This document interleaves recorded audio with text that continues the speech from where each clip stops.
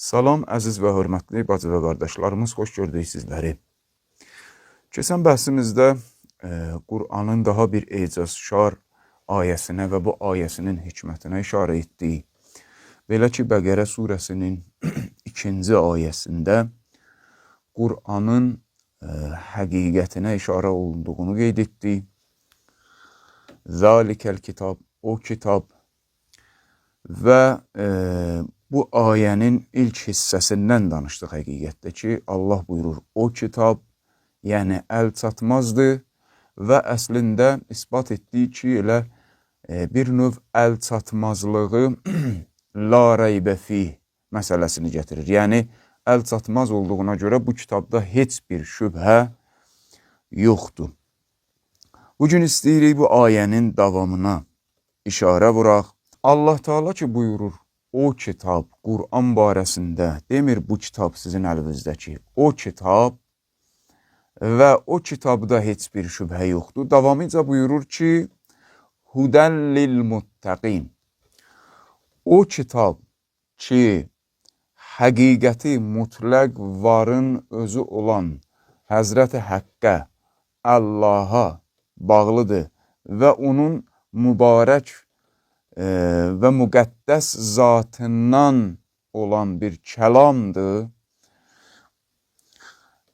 və bu kitabda heç bir şübhə yoxdur buna görə. Keçən səfər dediyimiz kimi, bu qədər əl çatmazdırsa, çünki mütləq var, bitən deyil, heç bir fiziki və metafiziki parametri, forma, şəkil və digər hədlərlə hesablanası deyil. Çünki varlığın özüdür. Demək, Allahdan sadir olan bu kəlam ki, onda heç bir şübhə yoxdur, bitməz dərinliyi. Necə ki, Əli əleyhissalam buyurur, Fəlil Qur'an zahir və li zahirihi batin və li batinihi batin. Qur'anın zahiri var, zahirinin batini var, batininin batinini var və bitməz. Və keçən səfər qeyd etdiyimiz kimi, digər bir ayə ki buyurur, la yemussuhu illəl mutahharun.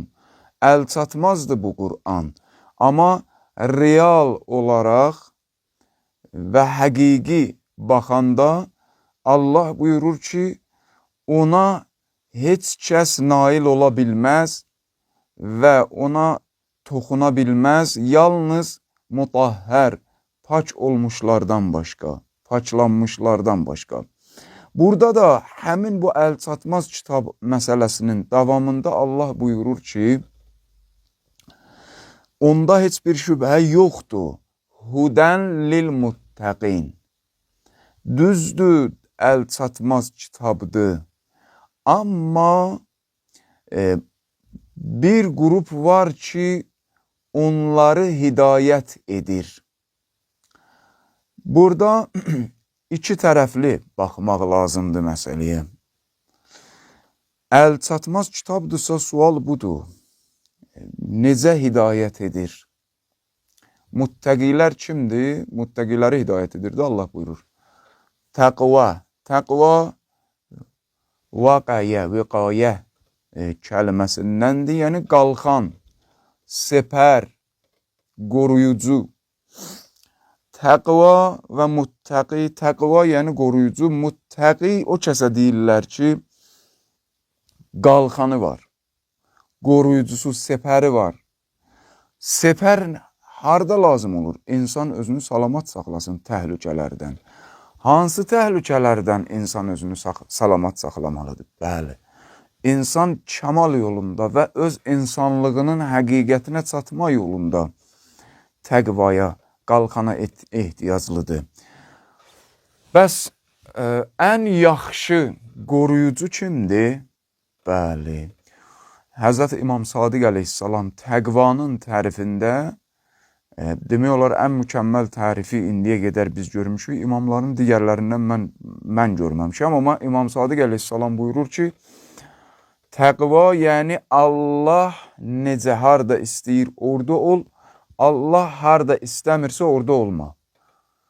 Harda istəyir, harda istəmirin fiziki mənası budur ki, belə, fiziki baxımdan, məkan tez ağlımıza gəlir. Amma əsl həqiqəti budur ki, ruhi və mənəvi baxımdan. Allah istəyən məqamda ol. Allah istəməyən məqamda olma, fikri, zehni, qəlbi, həqiqətində. Demək, təqva budur.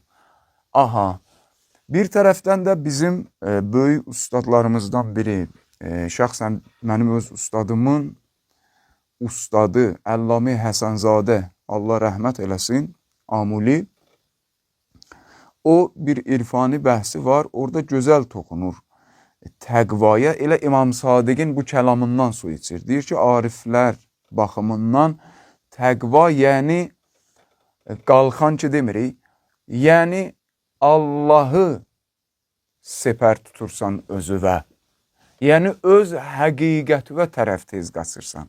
Fikir vermisiniz, uşağı bir təhlükə hiss eləyən kimi tez atasına tərəf qaçır.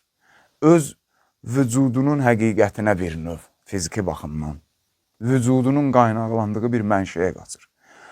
Sözün həqiqi mənasında mütləq varlığımızdır bizim ən güclü himayəmiz və hamimiz. Allah burada buyurur ki, o əl çatmaz kitab təqvalıları hidayət edir.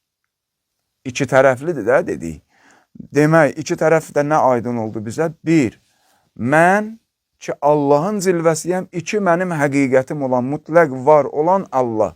Deməli, mən mütləq varlığıma qaydanda zalikəl kitab, o kitabın mənşəyinə doğru qaydıram deyə avtomatik o həqiqət mənim vücudum o həqiqətlə birləşir. Yəni, həqiqətin mənşəyi mütləq var Həq Taala ki, kəlam ondan sadir olur, mənim də həqiqətim qayıdır o həqqə, mən təqvalı olanda, yəni həqqə qaydanda, avtomatik onun kəlamları mənim vücudumda süzülür. Çünki mənim vücudum onun vücudunun timsalıdır. Sadəcə diqqət eləmirdim. Qaydanda görürəm ki, həqiqətimdə Qur'an var ki, yadınıza gəlir, bəhslərimizin birində ərz etmişdik. Ər-Rəhman surəsinin əvvəlində Allah buyurur, Ər-Rəhman, Alləməl Qur'an, Xaləqəl insan. Bizim digər böyük ustadlardan biri Həzrət Ayətullah Cəvadiyə Amuli, o da Amulidir. O da onun bəhsindən danışmışdıq. O nə deyir? Deyir, Allah buyurmur, Xaləqəl insan, Alləməl Qur'an. Allah buyurmur ki, əvvəl xəlq etdim insanı, sonra Qur'anı öyrətdim. Əvvəl buyurur, Alləməl Qur'an, Xaləqəl insan.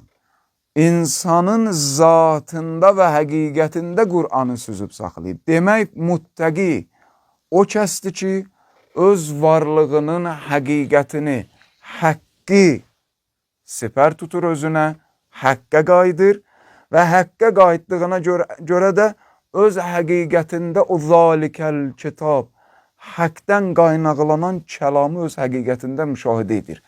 Müşahidə etdikcə də hudən lil muttəqin. Muttəqi olduğu üçün insan avtomatik hidayət olur.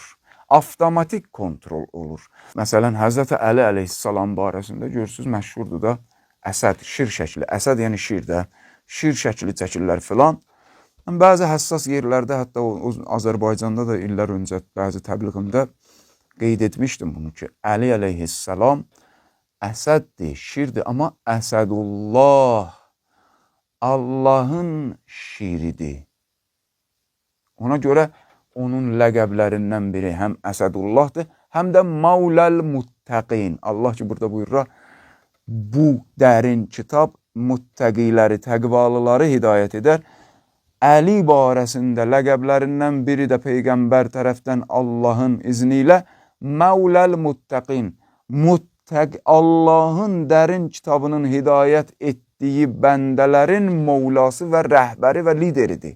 Yəni, hidayətin mənbəyi kitabla birgə Əlidir.